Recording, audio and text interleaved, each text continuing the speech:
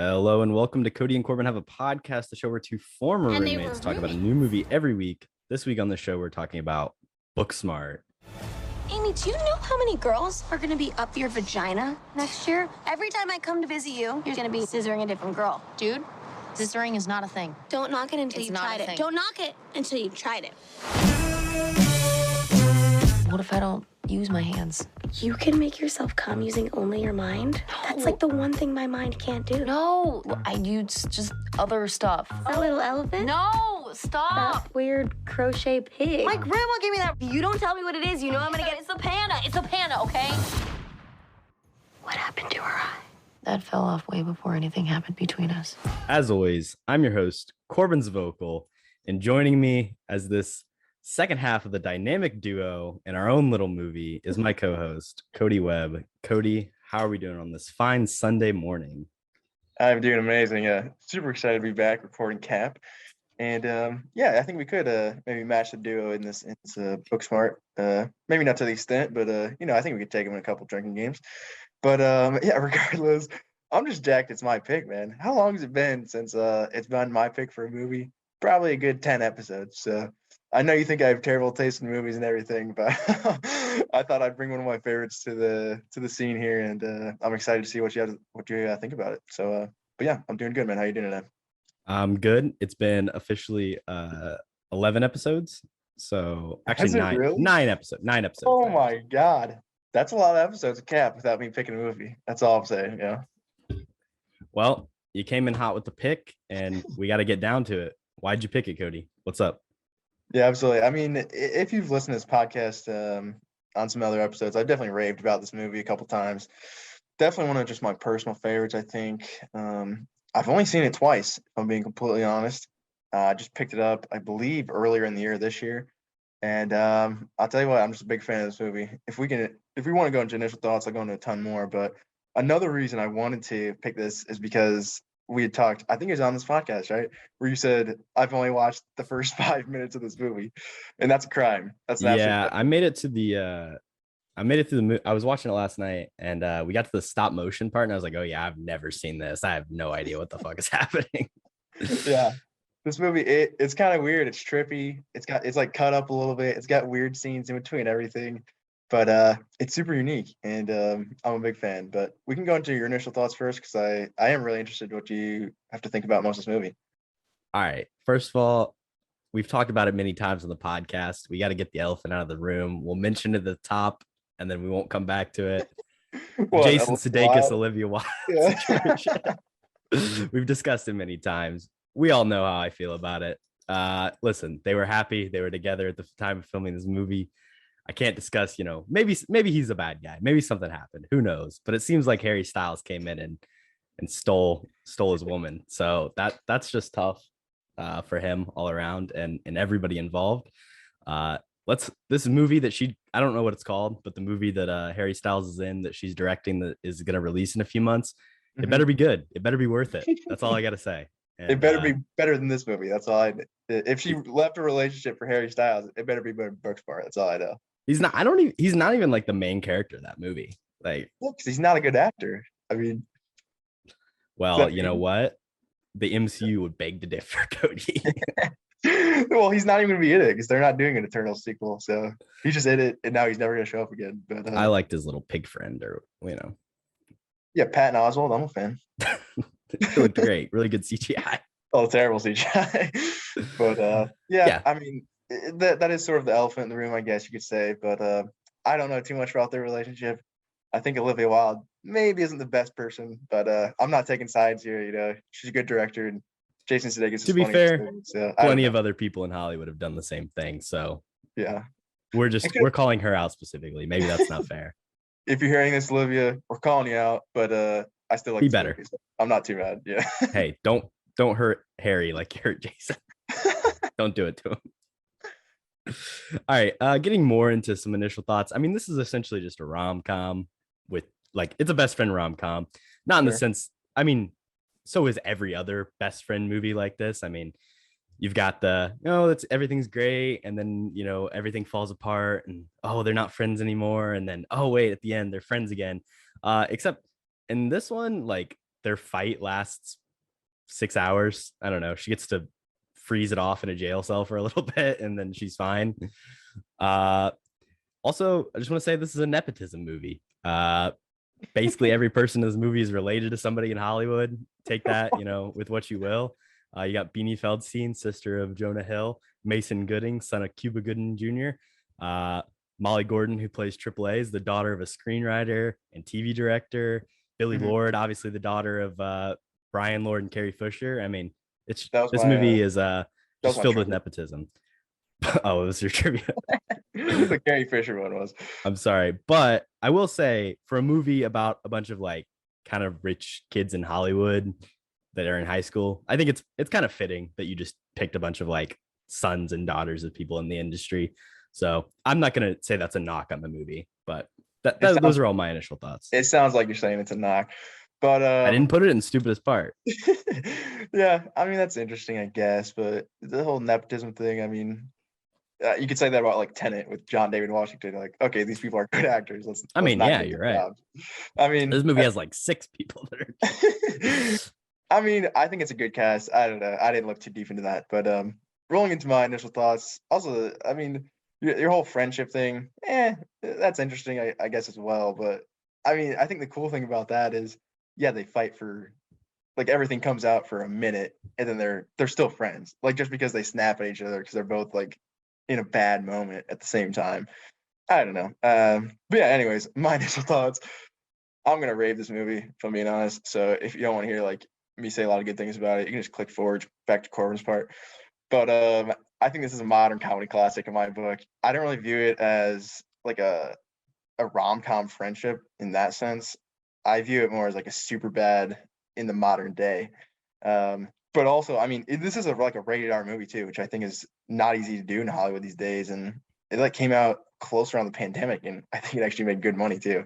So just speaking in that terms, I mean, the main two chemistry is what carries this movie, I think. Obviously, you got Caitlin Dever, Beanie Feinstein. Obviously, I'm a fan of Beanie. I've raved her in the past as well, but Caitlin Dever also underrated. I think she's very, very good in this. And yeah, I think like they do carry it, but the supporting cast is also very good, very funny. Everybody has their own little shtick. Even like you throw in Lisa Kudrow and Matt Forte for no reason, and they're super funny in it. But yeah, also in general, I mean, to get into more of the direction, I mean, Olivia Wilde, I think this is a masterpiece of directing, if I'm being honest. You can chime in on this because you know a bunch more about it, but I mean, just the use of I think music in this movie is very interesting. Because the first time I watched it, I didn't even really notice that much, but on a rewatch, like music is constant. It's constant in this movie, and just the way they edit it between scenes is also very cool. Obviously, I'm going to talk about like the pool scene later, and the use of music in that is like the shining example I have of like how good the direction is. I mean, just the shots, the moving back and forth, the cuts, I really like it. And Olivia Wilde, I mean, the dialogue as well. I'm not obviously she didn't write this, but I mean, it's sort of just like that snappy, how I feel like people might talk in high school. Like that's how I talk in high school. Like just back and forth, kind of insults everywhere. But I mean, at the end of the day, like you've been there with these people for like 10 plus years. So you know everybody. Everybody has their own thing. But yeah, no, it's just the constant movement from scene to scene as well. There's so many weird scenes in this movie. And I love it. Go ahead, jump in. I'm sorry. There's I think from a directorial perspective, there's those specific things that she decides to do that are just like weird and out there, and like these little like vignette moments, like when Beanie Feldstein gets to the party and there's like the dance, like the ballroom dance scene, or like I mentioned before, the stop motion animation part where they're on Asian ayahuasca and that's how they perceive everything. And I think those are the moments when it does really shine. And I do think this is a good especially for a directorial debut. Very impressive. You talked about the dialogue. This movie was written like by 4 different people, and it kind of went through that like, oh, somebody wrote it and then like somebody else got the script and got to like rewrite it another time. So it's hard to like pinpoint who exactly you can attribute that to. So it we can say the dialogue is great from the screenwriters, but you can't identify one person. But something I did read is that Olivia Wilde was very encouraging. Like, if anything doesn't sound right to you, if you don't like it, like rewrite your dialogue, make it authentic to who you think the character is. And I think that's where a director can come in and it's all about how you direct the actors and in your ability to get good performances out of them. And I think clearly did a great job of that. Yeah, no, I agree with that. I mean, all the side characters' performances are really fun. I think they really just let them go for it, and I don't think like a lot of directors would give actors that much freedom. I don't know, but yeah, just in general as well. I think just the throwing of scene to scene is a super fun way to structure a movie. I mean, how many different locations are in like just the middle hour chunk where they're trying to find a party? They go to the boat. They go to the boat. They go to the weird whatever dress up stuff. They do the doll scene. Then they're in the car with the pizza guy. I mean, it's just flying through it. I think the pacing is really fun. Maybe at the end it does get dragged on a little bit. I think we were talking about this last week, but every movie now has to have like 4 endings, and this movie's no exception. Like they drag out the graduation and then her leaving, and it keeps going on after that. But I mean, all in all, for me, this is, I mean, I don't want to give like my rating and everything, but this is one of my favorites I've seen in the past couple years. And long initial thoughts there, but I wanted to get everything in. So yeah, I'm a fan. Yeah, absolutely. Now let's move on to the stupidest part of this movie, Kody. You stupid. I got a couple things, so I'll get us started. First of all, I just want to share a quote with you. I'm curious your thoughts. I don't have a lot to say about it, but in a May 2019 Vanity Fair interview, director Olivia Wilde described Booksmart as the training day of high school movies. The training day. I just don't think that makes any sense. Yeah, it's not a great comparison. I don't think anything is, to the serious level of training day. Also, I mean, the plot of training They're day best friends. They knew each other already. That's not even that's not what training doesn't day really is. translate. Yeah, that's interesting. I don't know about that, but I got a couple like nitpicky weird things I'll run through real quick, and then we'll move over to you. First of all, they're not like, so they have their whole like they try on clothes before the party, and like they're not the same size person. Like that's just a fact. yeah. So does she just have a bunch of clothes over at her house? And like, why does she have 2 of the same outfits, but like one of them in the size of like Beanie Feldstein? And I don't know, they match. It's just strange. That just doesn't make any sense. It's just kind of one of those like, oh, get rid of the shoe leather of the script. Like we'll brush over this fact just to have a fun time. Maybe some schools do this, but I don't know. That is the most nitpicky thing I've ever heard about. Maybe some schools do this, but I don't know a lot of schools that have graduation like the day after classes end. Sure. No, good That's point. just, you got to put it all together. I don't, why does every like weird, this is like, it has its like 2000s comedy moment when she pukes. That's like a very like 2000s, let's just have a weird puke scene. I don't think that really holds up now. I just don't think that's that funny. I think we're past that. I think we've grown. Fair enough. Puke scenes are out. I back it. Puke scenes are out. Come on. No more in the 2020s. We better not see it again. This better be the last one. Especially for a good movie. This movie is better than that, I think. It deserves better. All right. That's the first one I actually back. Fair enough. You got any more? Why'd the teacher fuck that weird student? That's just a strange storyline. Like I get he's not underage, so that's good at least. But it's not licorice pizza out here. But why'd she need to have sex with like the weirdo student? I don't know. I mean, that's not confirmed, but yeah, that's also weird. She's like going up to him and whispering in his ear the next day. No, she whispered in the wrong person's ear. Then she's like, she was trying to. And then she rethought her life and was like, yeah, probably not a good idea. But yeah, the teacher stuff, that was in my dumb part as well. I feel like it is just kind of out of place. I do like that actress. I think she's done some other good stuff too. But yeah, I don't know. It's kind of just like thrown in because I feel like she's like third billing and they just needed something for her to do. But yeah, I don't know. I do back some of what you're saying there. I do think the plot in general is pretty dumb. Like this is not a super serious movie, if I'm being honest. But yeah, I'd say probably the dumbest thing is the doll scene. You brought it up earlier. Like I do like it a lot, but it probably works the least out of everything in the movie. It's just kind of, I don't even know what it's trying to say. It's not really saying anything. It's just kind of there because they're on drugs, and I think they just want to do something super trippy. But yeah, I'm a fan of it. Like I definitely laugh throughout it, but in the grand scheme of the movie, I feel like it doesn't really work. And then also, sort of backing what you're saying about the close scene, I think the first 15 minutes or so, or maybe even half hour, it's a little shaky. Like just the opening scene of them dancing, I feel like that's kind of out of place in the entire movie as well. Like it's obviously just setting up like their best friends, and they're kind of weirdos and they're gonna dance in the street, blah blah blah.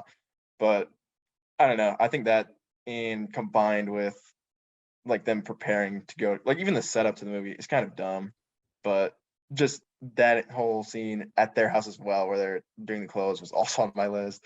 It's just like, yeah, they probably need to put it in, but it's not necessary. Like that's just following the typical trope of like a teen like raunchy comedy, I feel like.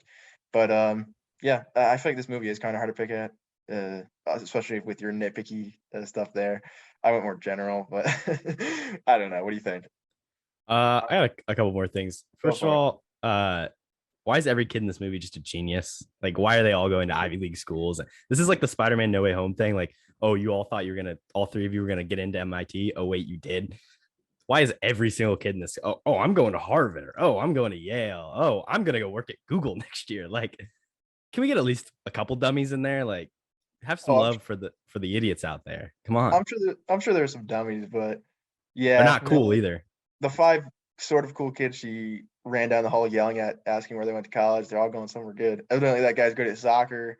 Somehow that chick got like a 1650 on her SAT. Like, what's going on there? I mean, that's pretty fucking hard to do.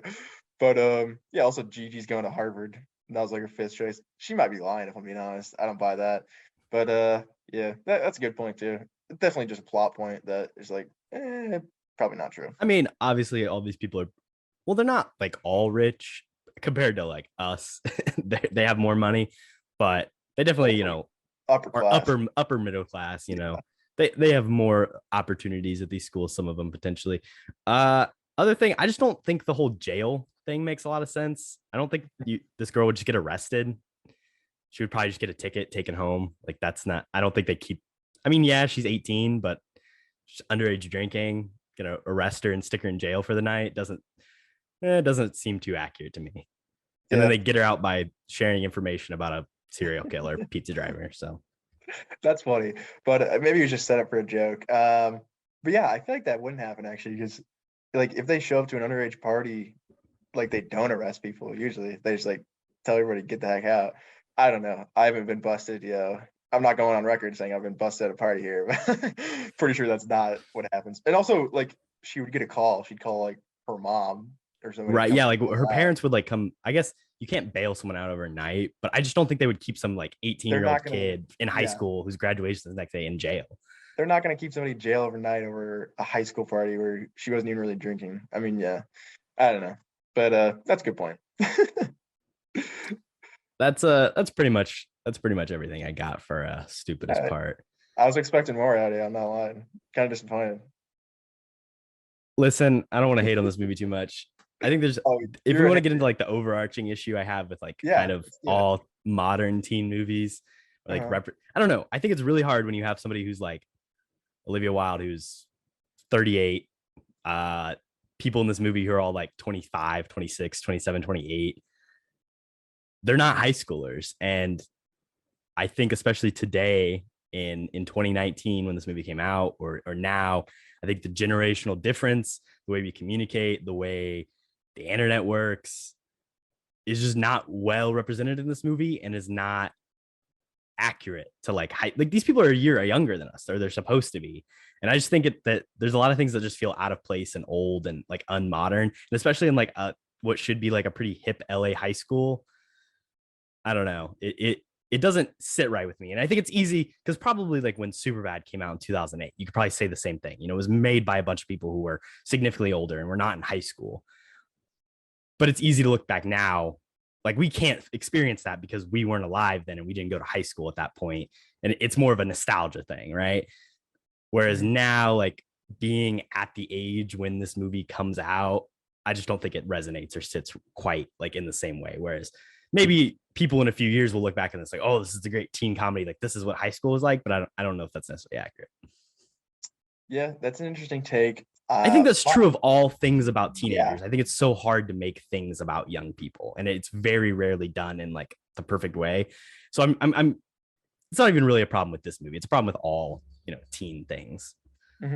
Yeah, no, that definitely makes sense. I don't view this movie as like an accurate representation of high school. Exactly. Like I just view it as a fun comedy. So yeah, I didn't even really think about that in the sense of like it's representing something that I went through, I guess. But yeah, I mean, the thing is as well, I want to throw out, it's like I'm definitely here to defend this movie, but we all don't like the same movies. Like 100%. To throw one out there that I don't like, which I'm pretty sure you like a lot, is Eighth Grade. I do not like that movie at all. I think it's very awkward, and I don't like it. I don't like watching it at all. But I mean, it is like a well-made movie. It's very well directed, but it's just like something doesn't sit right about it to me, and that's. Well, I think that's the point of that movie. It's supposed to make you feel awkward. Oh yeah, it is 100%. But in general, there's just something about it that doesn't sit right with me, and that sounds like it's sort of similar to you with this movie. So that's kind of cool. I think we don't all have to be like, oh, I really connect with this movie. I really connect with that movie. But yeah, that's an interesting take. I did not expect you to say that at all. So it's cool. Let's move on to favorite scene. She is very gorgeous to me. Cody, what's favorite scene? I got two I want to point out specifically that I really enjoy. The first one is Jason Sudeikis scene in the Lyft or Uber. Whatever this is also mine. Yeah, I think comedy-wise, it's the best scene in the movie. Jason Sudeikis is just a funny guy in general. He's got his car decked out with, I don't even know what it is, like peppers with Christmas lights or something. And I don't know. He's just got really good chemistry with the girls as well. Even their opening in the principal office, I think, is funny as well with him. And I mean, he's a funny guy. It's a little stutter. But I'm a big fan of Jason Sudeikis. Obviously, it ends with them watching porn to the Hawks, which is a good ending as well. But yeah, you want to bounce off that a little bit? I really like that scene. Hey man, Jason Sudeikis can play a middle-aged loser like nobody. Yeah. And I mean that's what this role is. I think it fits well. I agree. I think the thing is, like, you see as soon as they start watching the porn, like you instantly know like what's about to happen, but like that doesn't distract from the moment. It just like makes it even better because like it's that anxiety and anticipation, and then it finally happens and you're like, oh, this is hilarious. But yeah, I do agree. Like the three of them, the chemistry they have, I'm sure there was a ton of like improv that was happening in that scene and just bouncing off each other. It's fantastic. Like you said, the beginning is great too, when he just like kicks him out of his office and he's like, it's last day of school, leave me alone, please. Yeah, no, funny stuff all around. And I know you're a big Sudeikis guy, so I want to throw that out there. But my other favorite scene, which is definitely my favorite scene, I've talked about it before, it's the pool scene. The music, man, the fucking music is so good. The cinematography, oh man, like legit, if you haven't seen this movie and you don't want to watch it, that's fine, but do me a favor and go watch that scene. I don't know, man, there's something about it that it's just amazing. And then also just like character moment as well, where it's like whatever her name is, Caitlin Dever, breaking out of her shell a little bit and sort of just letting herself live in the moment and be happy for a second. And yeah, I don't know. It's definitely my favorite scene. I think I said it before on the podcast. Like, it's one of my favorites of all time. I just really connect with it. And yeah, the pool scene. I can watch that every single day and still get a smile on my face. So big fan. Yeah, it's a good one. The only other one I wanted to mention. Well, first of all, I want to say my least favorite scene is probably when Lisa Kudrow is having an intimate moment with that panda bear and giving it some goodbye kisses. I didn't like that. Was not a fan.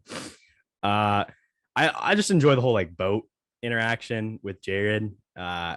I think when I first saw the movie, I like really hated his character, but in watching it now, I like I think his character's pretty brilliant actually, and everything about it. So I just really love even just like the car ride of them getting there, but then when they get there and they realize like it's not a real party and he's having this like insane yacht thing with when he DJs and then they go up on the boat and she's like trying to get her smoke weed. I just love everything about that scene. I think it's great. Yeah, that's definitely a good one as well. I like the car drive over as well. They open up the cocaine canister. He's like, oh, those are her vitamins. She just snorts whatever. She likes to crush them up and snort. Yeah, no, that character's very fun. So I back that. But yeah, I want to hear your who can act in this movie because there's a lot of good choices, I think. Wow. I'm gonna take the easy, probably cop out answer and just say the main two. I mean, yeah. I think Beanie Feldstein and Caitlin Dever are the best two things in this movie. Their chemistry is off the charts. I know Olivia Wilde like forced them to spend like a shit ton of time together, just hanging out prior to the movie. Like they were roommates for 10 weeks before they filmed this. And I think that shows through. I mean, they seem like best friends. You could legitimately believe that they've been friends for a really long time. And I think they're both really well cast in their roles. And I'm looking forward to seeing what both of them do in the future. Obviously, Beanie Feldstein has been a little bit more successful, but I think they both have bright futures ahead. Yeah. Funny enough, those were the two I had down as well for who can act. It is probably cop out, but it's definitely the right answer. I mean, Beanie finds I can't even say it. I can't talk today, dude. Beanie Feldstein, whatever her name is. Feldstein, yeah. I mean, she is the lead, I think, in this movie in my eyes. Her motivations sort of just carry the movie, and I think her performance is on point, obviously, as I've said in the past. Also, that dance scene you mentioned. I mean, she can do everything. What can she not do? She's the absolute chameleon. But yeah, Caitlin Dever, I think, is, like I said, super underrated. She's like the heart and soul of this movie in a sense. It's her journey we're really following the most, and she's got like the most emotional stuff, I think. So I think she does that pretty well. Obviously, just somebody finding a lot about themselves, their sexuality, just trying to grow up in the world, and it's not easy. But I think just her performance in general is super fun and super emotional at times as well. So yeah, I definitely back that. And unfortunately, they stuck her in Dear Evan Hansen, so not a great year for her. No, they stuck a lot of people in that movie, but yeah, not Amy great. Adams. Sorry, Yeah.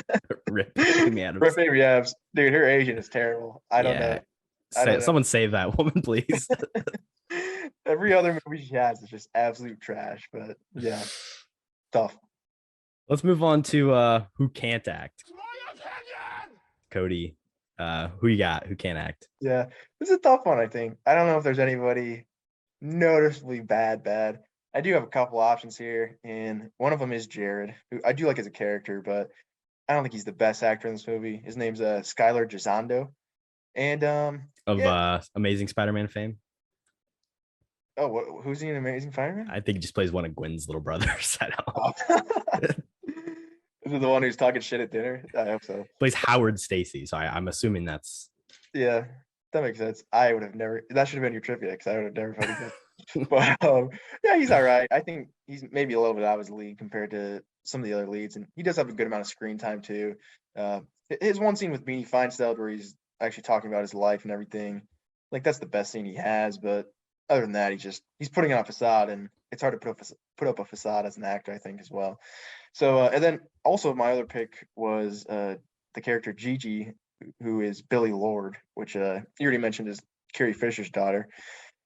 I don't know. Her choices are interesting in this movie. It is a funny joke how she keeps on like popping up everywhere, but the character just doesn't make a lot of sense. I definitely back it. And just her, I feel like she's overacting 100%. Like she's trying to be this crazy, like funny character, but I don't know. She just kind of comes off as a psychopath, which is fine. But I mean, you don't really get any connection to that character either, which probably doesn't help her overall performance.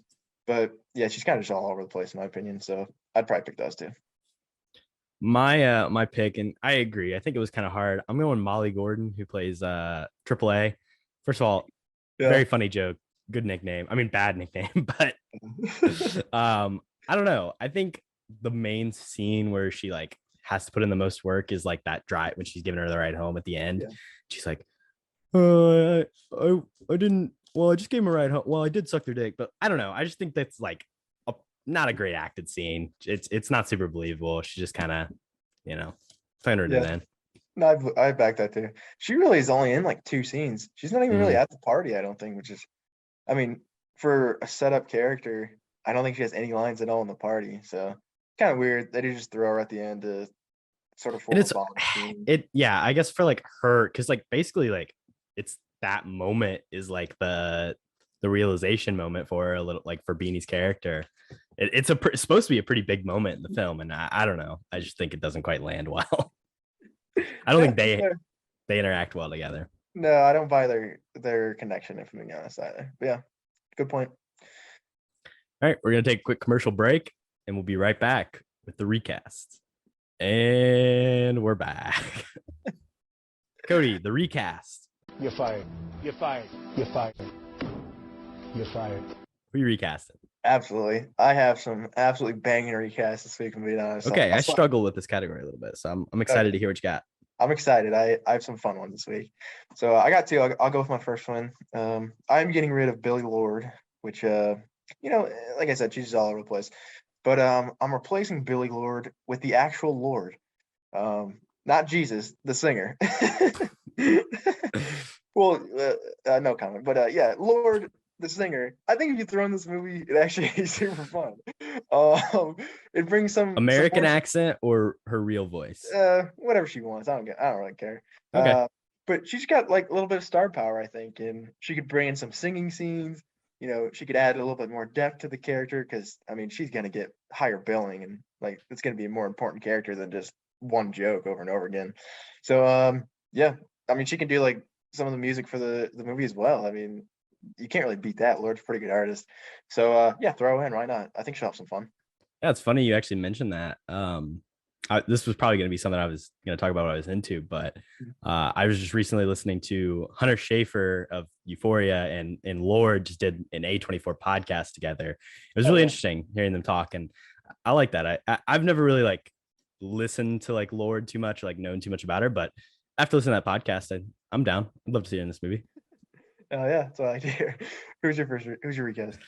I really just have a main one. I was trying to, I don't know, I just kind of struggled with trying to find people that were like the right age and would fit well. If I had to pick, I would probably recast Ryan.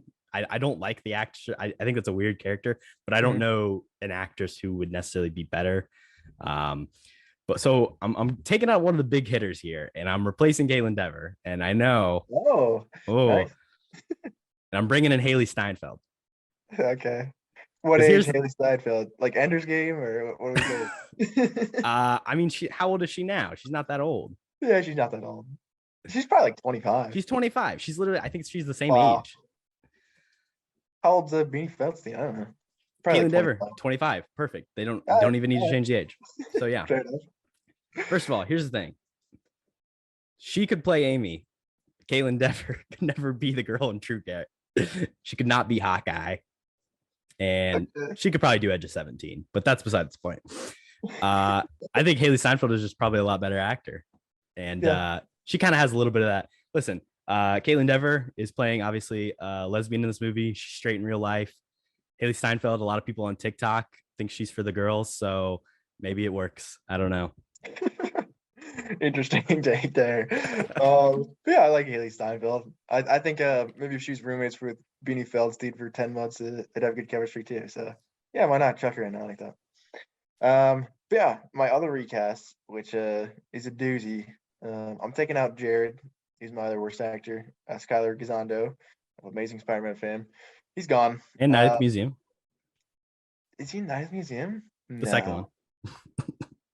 I've seen that movie multiple times. Who does he play? Nick Daly. I think it's his son. Oh. Yeah, maybe. But not the first movie. The second movie. Yeah, definitely not the first movie. But yeah, that's interesting. Of Battle of the Smithsonian fame. Good movie. But yeah, he's gone. So we're throwing in a teen movie classic. McLovin himself is getting thrown into the mix here. Christopher Mintz-Plasse. Also, third one. He's in the third one. He's in Secret of the Tomb. I don't know if I've seen that one, so that makes more sense. But yeah, throw in McLovin, dude. Why the heck not? Throw also in prime McLovin. Like, take him out of Superbad and just throw him straight into this movie at the exact same age.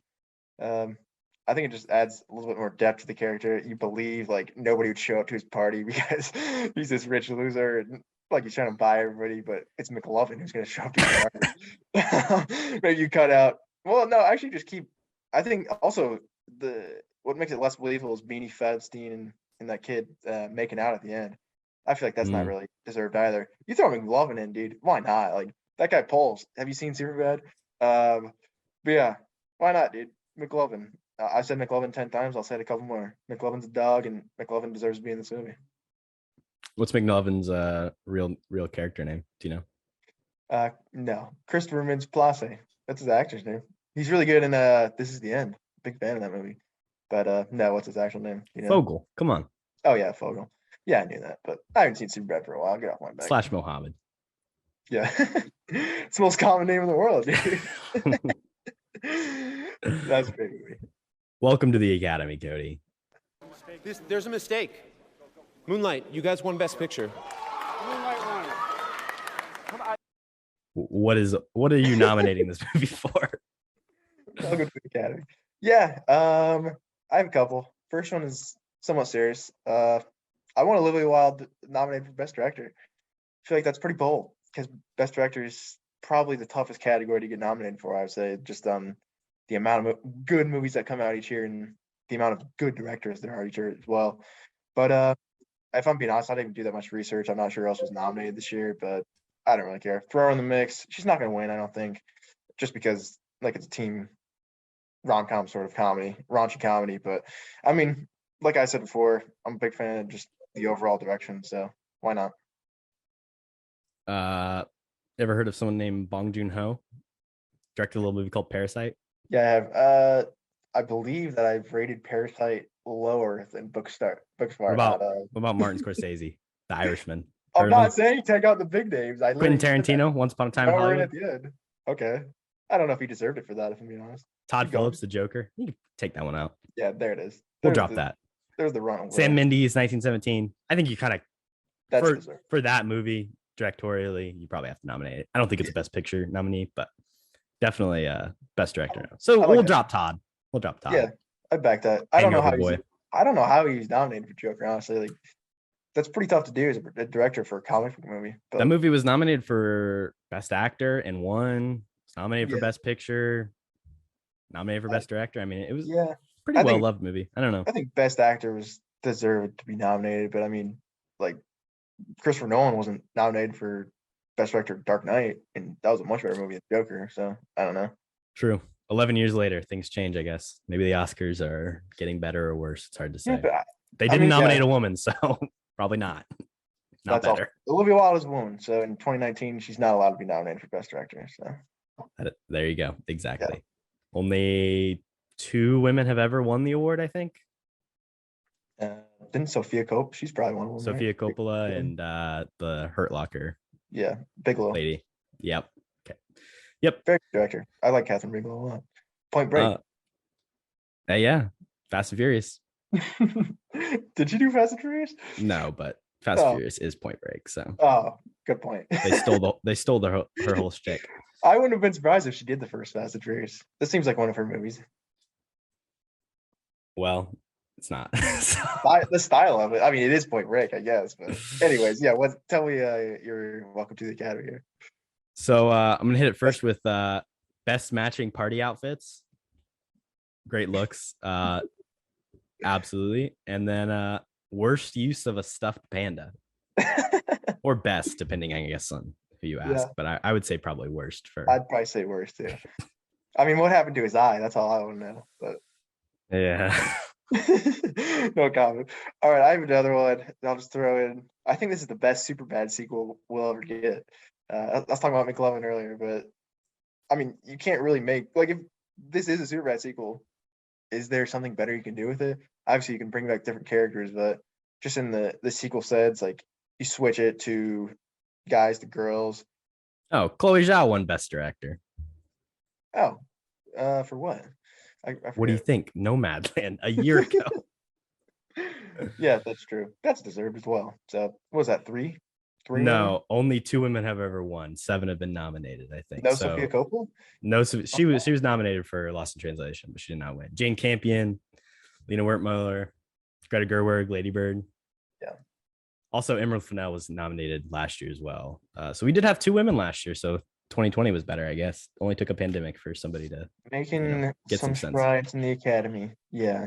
Let's just nominate 5 women this year and say fuck it.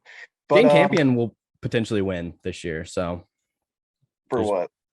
Power of the Dog. I mean, it's top 2 Best Picture right now. So I thought you said you didn't like that movie. I don't, but it's getting a lot of Oscar buzz and is winning a lot of stuff. So does Cumberbund have a British accent or no? No, it's like the American West, set in like Montana. I kind of don't want to see it. I feel like his accent game is not great. I mean, he's also top 2 for Best Actor right now. So yeah, I mean, His how performance is good. His performance is Yeah. good, and the directing is good. I just don't like the story that much. he doesn't get nominated that much. It was just that Code Breaker movie. I feel like that's it. Imitation Game. Yeah, I haven't seen that either, to be fair, but I don't know. I think he's not that good of an actor. Bold take. But yeah, this is a Superbad sequel pretty much, and I can't think of a different movie that is a better Superbad sequel than this one. So that's my Oscar. Do you think they should have just said that Beanie Fonsil was Jonah Hill's sister? Oh, that works 100%. Yeah, I definitely. Like, literally just. I mean, listen. They don't need to do that. I think this movie can stand alone. But it would have been fun. You could have brought back the parents from Superbad too. Well, maybe they didn't show Jonah Hill's parents too much. They showed his mom, I think. But that would have been a fun, just like little Easter egg. They didn't even tell anybody, and it's just like, oh, it's the same actress who played in that movie, and then here as well, like Beanie Philistines obviously related to Jonah Hill. But yeah, I think that would have been a fun little Easter egg, but not a bad idea. Let's move on to weird movie details trivia. Naked grandma. Naked, huh? I know I took yours. Do you have another one, or? I do. Yeah, you took my easy one. I have a very, very difficult one, but yeah, obviously off the bat, like you're saying, a lot of people are related to other people here. And yeah, Gigi Billy Lord is the famous daughter of who? Blah blah blah.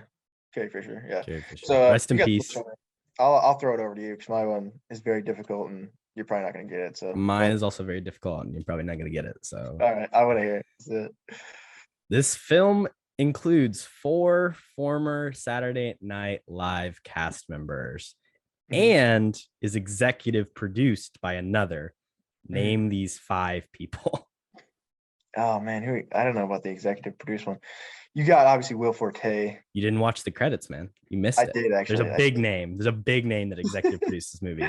I didn't watch that closely, but yeah, obviously Will Forte. He's actually pretty funny on SNL. I believe Sudeikis is on SNL. Is that incorrect? Yep. He's one of them. Okay.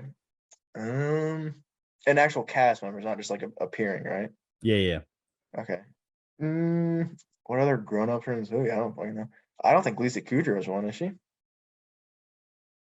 No. Is she one or no? No. Okay, that's what I thought. What other adults are in this movie, bro? Maybe their teacher? I don't know. I don't even know her name. Let me think. Let's see. Who else is in? I'm missing a couple obvious people, I feel like. To be fair, there's one of these that you're not going to get because they just played the voice of something. Oh, it's Maya Rudolph. Yeah, there you go. That was I was trying to think of somebody. Yeah, she's whatever, the voice of something. Who is the other one in this movie who was an SNL cast member? It's the pizza driver, Michael Patrick O'Brien. Okay. See, I would have never gotten that. Thanks for cutting me off. But yeah, executive producer. Who's that too? I don't know that. Come on. Adam Sandler? Biggest name in comedy. One of the biggest. Oh, it's Will Ferrell. Yeah, there you go. I was looking at IMDb and Will Ferrell and Maya Rudolph were both on there, so it's kind of cheating. But yeah. Sick. Just I looking up the answer. There. Yeah. Yeah, definitely not. Will Forte, good job. No, Will Forte, SNL legend. Come on, MacGyver. Yeah, my question. I don't know if you've even seen this television show because you don't watch TV, but we'll see anyways. So you know the character Theo, the one who sleeps with the teacher. The actor's name is Eduardo Franco, and he's actually in a Netflix original television series that I really enjoy. And I want you to name the television series that he is in. And as a hint, he is a member of a group called the Wayback Boys. I mean, is it the Umbrella Show, the Umbrella Academy? I know you like that show a lot. That's my guess. It's not. That's the only. That is a good guess, to be fair. Okay, so what's he a part of? It's a Netflix show. It's at 2 seasons. What's his crew called though, or whatever? Huh? You said the boys, the Wayback Boys? The Wayback Boys, yeah. It's a great group. They pull pranks on old people. It's pretty funny. TV show. Netflix original TV show. How many seasons? 2, but he's only in the first one.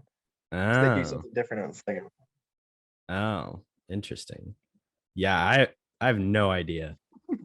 Umbrella Academy was a good guess. It's American Vandal. I don't know if you've ever seen that show. Wow, but yeah. It's a good one. It's got that Jimmy guy in it. Who's super funny. And it's actually got a good cast. It's obviously just like making fun of making a murder. It's sort of that format. Very meta, but very good. And he's also pretty funny in it as one of the way back boys. But Jimmy I Tatro.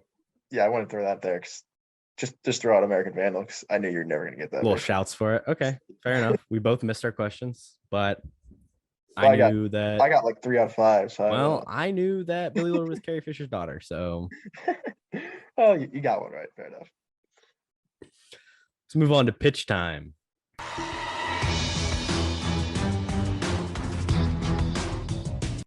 Kody, what's your pitch? Who's dying? Yeah, somebody's definitely dying. Obviously, I'm doing Booksmart too here.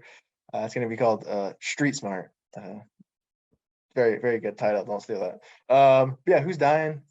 How about somebody we haven't talked about? Nick, the kid that Beanie Feilstein. I can't say her name, but yeah, she's got a crush on him. Let's kill him off because he's not super interesting. And basically, obviously, it's going to be like, well, this movie's going to get made like 4 or 5 years in the future. Everybody's basically at the end of college or just out of college, and they're all coming back for his funeral. And everybody's like, you know what Nick would want us to do? Celebrate his life and throw an absolute rager. So they come back and show the high school kids how to party. It's basically like a Project X movie, but just after a funeral. So it's got some emotion to it, but it's also just got like crazy, insane party scenes. Yeah, I don't know, dude. If I'm being honest, I don't really want to see a sequel to this movie, but I think that'd be fun. It'd be fun to see the characters back. Just, where is everybody at in their lives? And then just a Project X in there thrown in. So yeah, why not? I think I agree with you. I don't really want a sequel. I mean, we say that a lot. I think what you can get away with is something a little college, kind of like you said. Maybe make it a winter break movie. Everybody's back home from college, got to get to see each other. Maybe Beanie and Caitlin Dever have drifted apart, and then we can see them reunite for one final night of fun.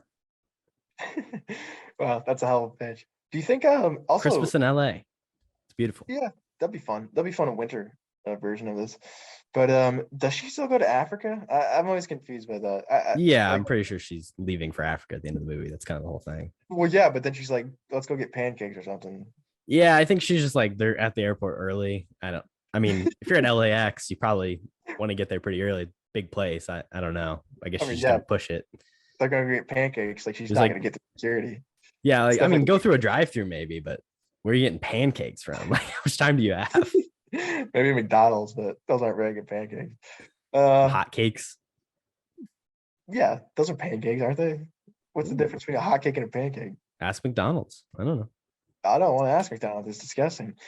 But yeah, I agree with you. I don't really want to see a sequel. And I think a winter break, Nick being dead would be fun. But yeah, that's yeah, we can still kill Nick in mine too. Maybe because there's got to be something that like.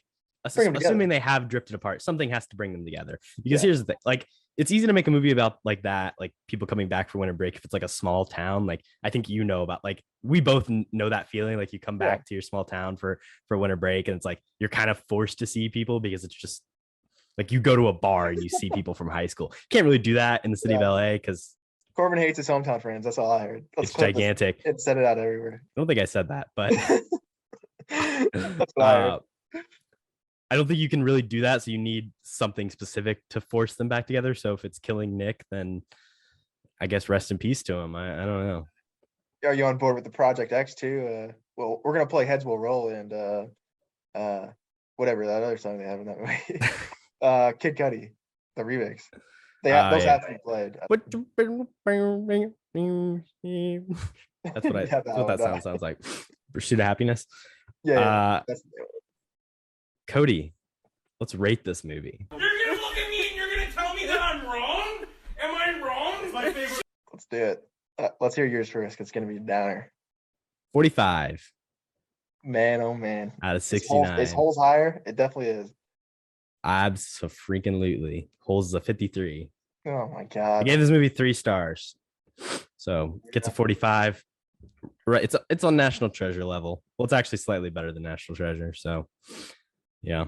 Oh man, how depressing, dude. Every good movie I like, you just will not open your mind to. But I think I think it's funny at points. Yeah. It's also just, I don't know. I just don't connect with it a ton. It's just not necessarily a movie made for me, and that's okay. Like, I don't know. Oh yeah. I don't. You don't have to like the movie. It's all right. But, I think it's a well-made movie. Yeah.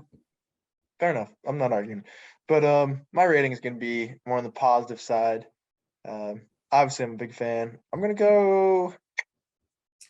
This is never really final. I always just like wing it till the episode. I have a couple. I'm thinking like 62, maybe. I think that's a good range for it. Like, it's not the best movie of all time, but it is a 4.5 star in my opinion. And yeah, that 60 range. I got a lot of stuff around there that I really Less like. than The Princess Bride. Yeah, I'd say less than The Princess Bride. I think that's fair. But yeah, it's sort of just in that very good range that I very much enjoy. So I'll go 62. There are some flaws. It's not perfect, but I do find it very funny and I do connect with it. So I'll go 62 out of 69. Puts us at a show score of 53.5. And yeah, not too bad, not too shabby. Probably around 4 stars. So all right, that is Booksmart. Hopefully everybody learned something. Now we're gonna talk. What have we been into? Recommendations. Kody, what's the word? I got a couple this week. Again, man, I'm slacking. I'm really slacking. I think I'm gonna start a new thing where I just pick a day every week. I think it's gonna be like Wednesdays or Thursdays, and I just watch a movie that I haven't seen before. Because I really do want to catch up on a bunch of good stuff. Even on Hulu, like I was looking around. I mentioned this before, but La La Land, I really want to watch. Even like another comedy, Role Models, I've heard good things about. Like just random stuff I really want to watch. So I think I'm gonna start doing that. But this week I've watched a couple things. Still going on to Daredevil season 2. Partly just to hate watch it, and partly because it's decent. Everything with Elektra. Oh man, it's bad. It's like Flash season 5 levels bad, and I legit just hate watch it. But the other stuff with the Punisher, it's actually pretty good. So, and also like Kingpin's back for the back half of the season as well, and that's super. Like their interactions are very interesting. So it's wishy-washy. The dialogue is not anything compared to season 1, which on rewatch really sucks, if I'm being honest. But the big thing that I started this week, and I really did want to talk about, is Game of Thrones. Oh wow! I have okay. HBO Max, and I was surfing around there. I was big like, endeavor. Yeah, I was like, there's some good shows on here. For a guy who wants to watch movies, committing to watching 6 seasons of Game of Thrones. Yeah, I mean, the thing is, like, I do have time most nights to watch an episode or 2. Yeah, you're a single bachelor. You live alone. Okay. I mean, you're not wrong, but yeah, dude, Game of Thrones. Obviously, it's one of the biggest shows of all time, and I figured I'd get caught up with it. So I'm on like episode 3 right now. Obviously, they're very long episodes, but I'm already into it, man. I'm bought in.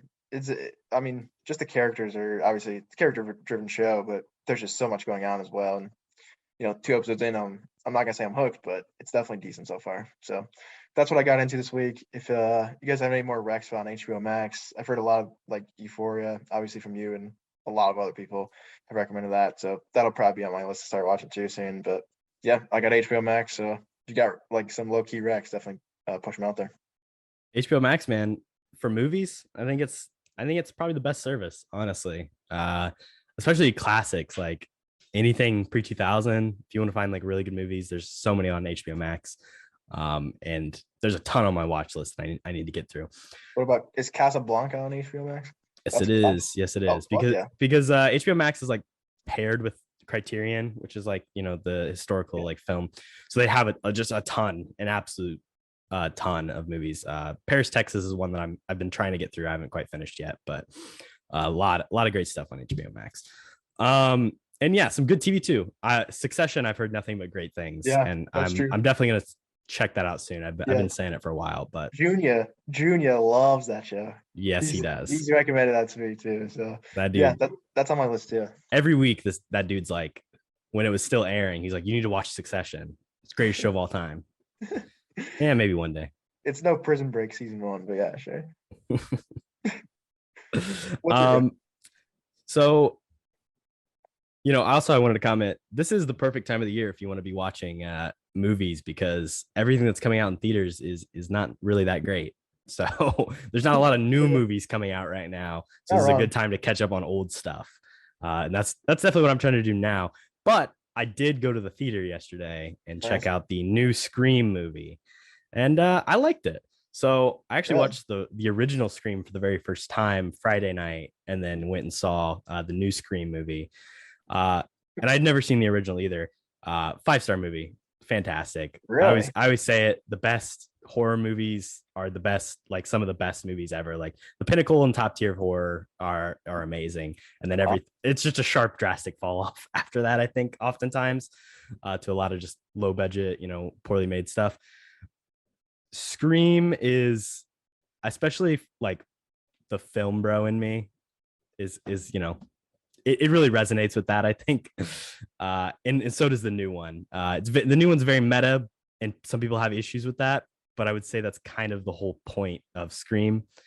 Just in general, it kind of plays off of itself and is self-referential and intertextual to the horror genre as a whole.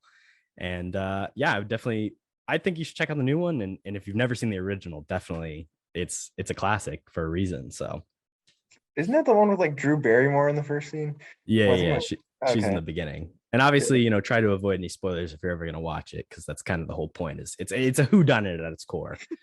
Is it Drew Barrymore? I haven't seen the movie, if I'm being honest. Well, no, she Wow, you just spoiled the movie for me. she gets murdered in the first scene. So you're the Maybe one it who was her. said it.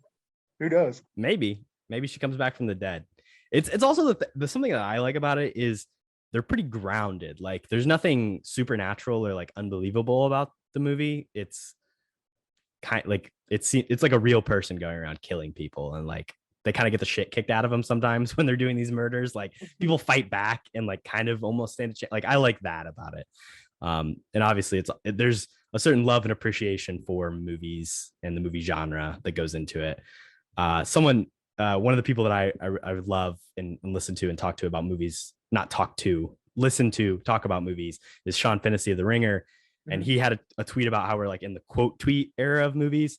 And I would say that this movie is like a quote tweet of a quote tweet that's like a screenshot of another tweet, but it's like a well-written quote tweet. So I think it works. Interesting. It's fitting. Some people don't like that, but I think it's like this movie could not have happened at any other point in history. And like this combination of like IP, but being like aware that it's like doing a reboot. And I think it's really interesting. I think it's great, well written, good tribute to Wes Craven's legacy. And go check out the new Scream movie. That's really all I got. Kind of like 21 Jump Street in a sense. It's like that meta. Yeah, a little bit. Except they're literally like, oh, we're in a horror movie. Like that's right. The idea. But that's what they say. That's what the first one is too. It's not like people. I don't know. Some people are complaining about that with the new one. It's like that's literally what the movies are. Like they're about the characters in the movies know what horror movies. When you watch a horror movie and you're like, oh, don't go in there, or the characters in the movies are literally like, this is the point in the movie when we should stick together. Like it's that kind of stuff. They recognize the idiocy of the genre. They know the tropes. Yeah, exactly. I'm sure plenty of people in history have written and said things way more coherent and intelligent about the Scream franchise. So go find those things if you really want to understand. If you want more coherent thoughts, don't come back here because you're not going to get them anytime soon. Well, that is true. That is definitely true. But if you're here at this point, you probably know that. We say that every episode. If you're still listening at this point, like, just respect, man. The true cappers stay till the end because that's when the most weird stuff we just talk about goes down. But yeah, no, I think this is a fun episode, man. I enjoyed just talking about random stuff at times. Finally got to hit Booksmart. Yeah, next week we have a. Go ahead. Next week we have a special guest coming. You said go ahead and then decided to talk. I was gonna say I finally got to pick a movie, and I'm just excited that happened. But next week we have a very excited guest, right? Yeah, we'll see if they are. We'll see how excited they are when they come on the show. But you got a sneak peek on the movie. What movie are we thinking? I've heard a couple things through the grapevine. No. TBD. Maybe something classic. Something you probably haven't seen. Yeah, it takes me a week to decide anyways too. So yeah. There was talk of one movie, but then she said she didn't want us to ruin it for her. So yeah, probably smart, but I would have liked to rip it apart, but yeah, it is what it is. All right, we'll see you in another 9 episodes when it's Cody's pick again. And stay capping, folks. Stay capping. Peace. Peace.